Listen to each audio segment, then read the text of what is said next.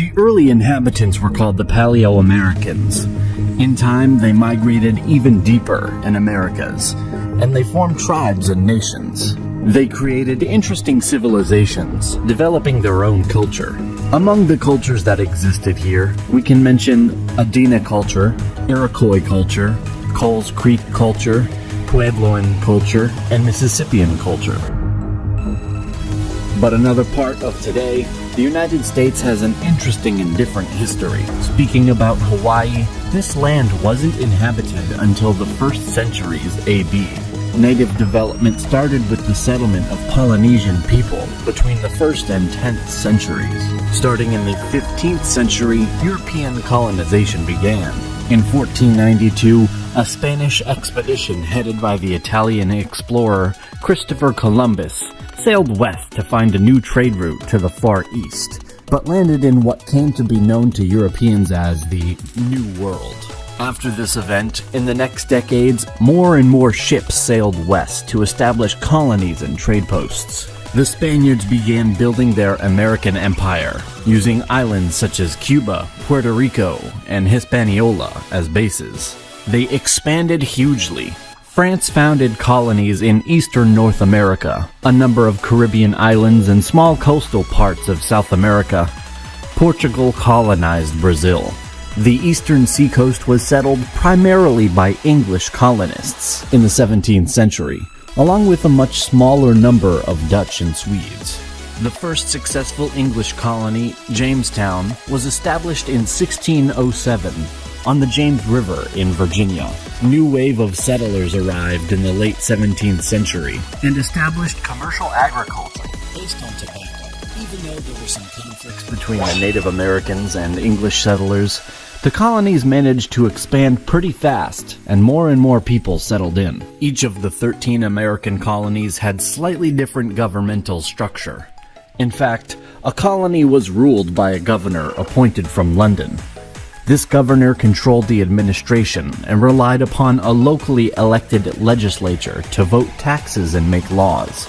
By the 18th century, the American colonies were growing very rapidly, and as a result of low death rates, along with ample supplies of land and food, this attracted a heavy flow of immigrants. The tobacco and rice plantations imported African slaves for labor from the British colonies in the West Indies, and by the 1770s, African slaves comprised a fifth of the American population.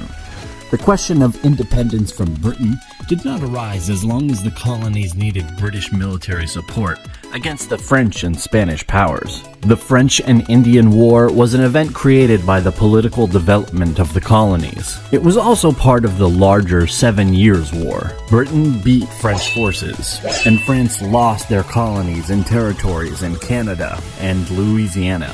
The war was costly, and Britain needed money. The British Parliament passed the Stamp Act of 1765, imposing a tax on the colonies without going through the colonial legislatures. The issue was drawn. Did Parliament have this right to tax Americans who were not represented in it? Crying, "No taxation without representation." The colonists refused to pay the taxes, as tensions escalated in the late 1760s and early 1770s. The Boston Tea Party in 1773 was marked as the start of the Revolution. It happened in the town of Boston to protest against the new tax on tea. Parliament quickly responded the next year with the Coercive Acts, stripping Massachusetts of its historic right of self-government and putting it under army rule, which sparked outrage and resistance in all 13 colonies. Leaders from all 13 colonies gathered and created the First Continental Congress to coordinate their resistance. The Congress called for a boycott of British trade, published a list of rights and grievances, and petitioned the king for redress of those grievances. It wasn't about independence at that point, but this appeal had no effect. And so the Second Continental Congress was created in 1775. In order to organize the defense of the colonies against the British Army.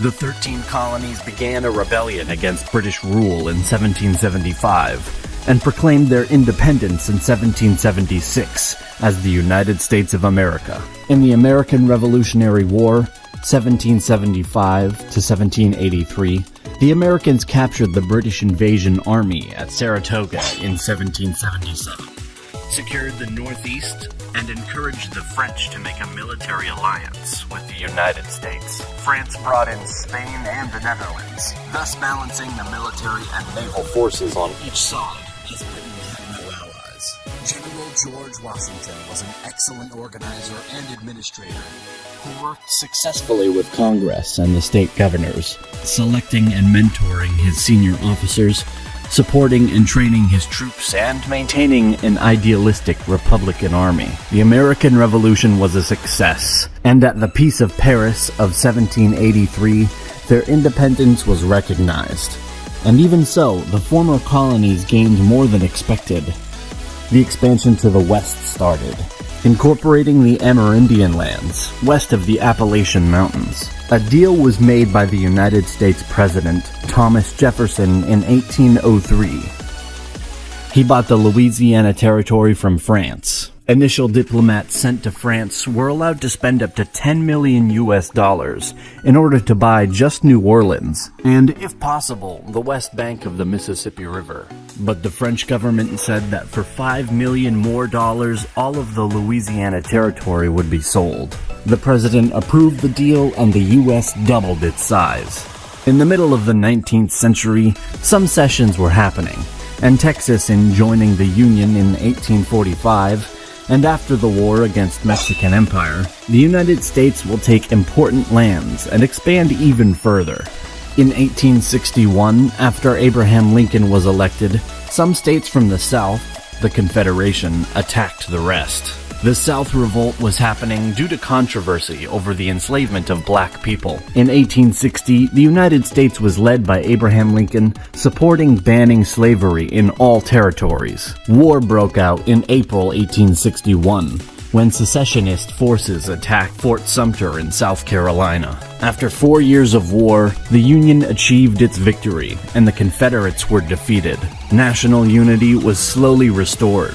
The national government expanded its power. The 19th century was a period of economic expansion. More and more industries were created, and also the accent was put on infrastructure. In 1898, the American-Spanish War is happening. Americans are winning in short term some battles, and at the Treaty of Paris, U.S. is getting the Philippines, Puerto Rico, and Guam. At the beginning of the 20th century, World War I started.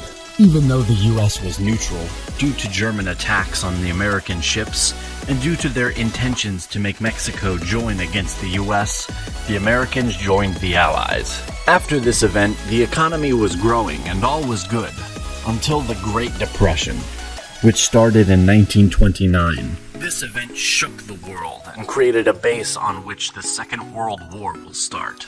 United States joined the Allies after being attacked at Pearl Harbor on December 7th, 1941, by the Japanese Empire. Americans fought a distant war in Europe, Pacific, and they provided supplies to the Soviets. Armored cars, motorized equipment, food, etc. Winning battle by battle in the Pacific, getting closer to the Japanese mainland, and after D-Day in Europe in 1944, the Americans managed to have a great impact and to help a lot on the Allied side. The war ended in 1945. Germany capitulated in May, and Japan in September after the 2 nuclear bombs dropped at Hiroshima and Nagasaki.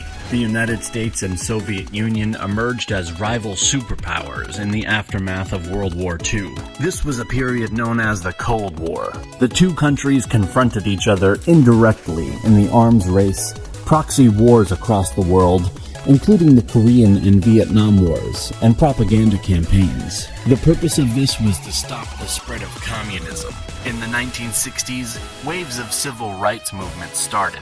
Rights of voting and freedom of movement to African Americans and other racial minorities. The Cold War ended with the collapse of the Soviet Union. After, the United States has been focusing on modern conflicts in the Middle East.